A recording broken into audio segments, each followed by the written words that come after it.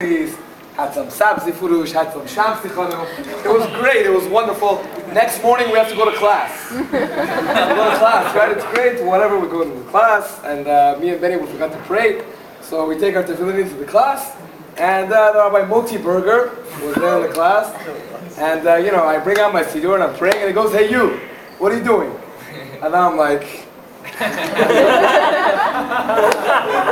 and he goes to me, which really woke me up. He goes to me, "Why are you pretending?" And right there, I just, kind of closed the book and I told myself, and it was really an epiphany. Because I was like, I'm not pretending to pray, but how could you sit in the class, and then you're praying, but he's talking, and then it was just, so many things went through my mind. Why are we pretending? So, with that said,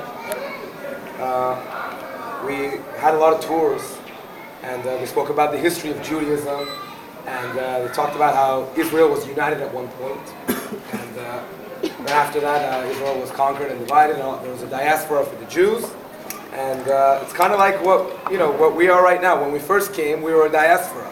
We had these cliques. There was the Moroccans, there was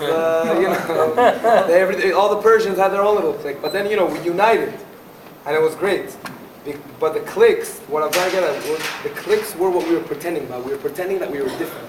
And in reality, we were, all the same. And, the union that we feel right now is great. It's wonderful.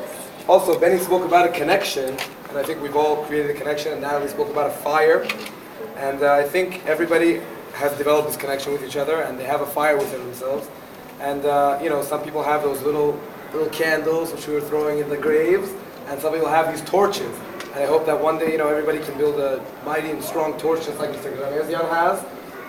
With his charitable work, and the example that he said that he can make a difference, and he's carried a mighty torch, and he's a great example for our community. I want to thank him for all his wonderful help. Don't eat pork. And,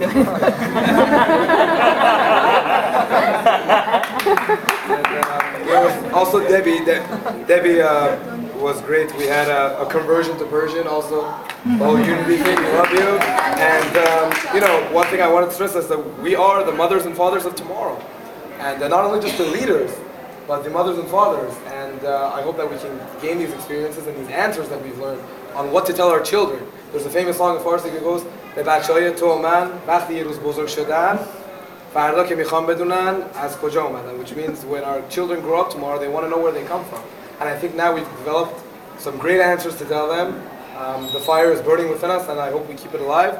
And our children can come here to Israel, and our grandchildren and great-grandchildren, and hopefully, the unity will continue.